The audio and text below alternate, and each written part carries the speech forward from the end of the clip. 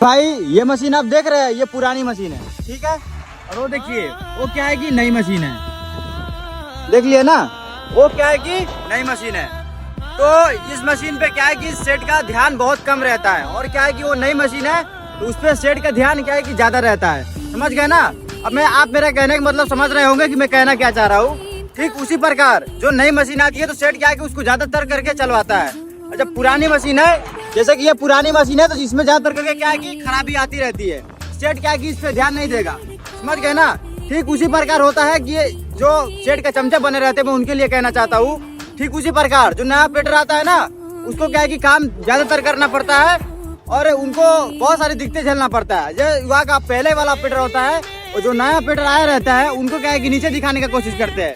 तो मेरे भाई ये सब गलत है, ये जो सीनियर उस्ताद लोग आप लोग ये सब करते हो, ये सब गलत है। अगर नया बंदा कोई आपके पास आता है, कहीं से भी आता है, तो उसको क्या है कि आप लोग रिस्पेक्ट वगैरह किया करो, समझ गए ना। तो सेम इसी तरह आपका भी हाल होगा। ये देखो, ये पुरानी मशीन ये खड़ी है, इसका अब कोई काम नहीं है, समझ गए ना। अब सेठ इसको क्या है कि छोड़ चुका है, आप समझदार हो, आप समझ रहे होंगे।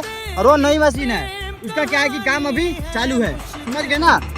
सेम इसी प्रकार होता है, सेठ कभी किसी का नहीं होता है, समझ गए ना।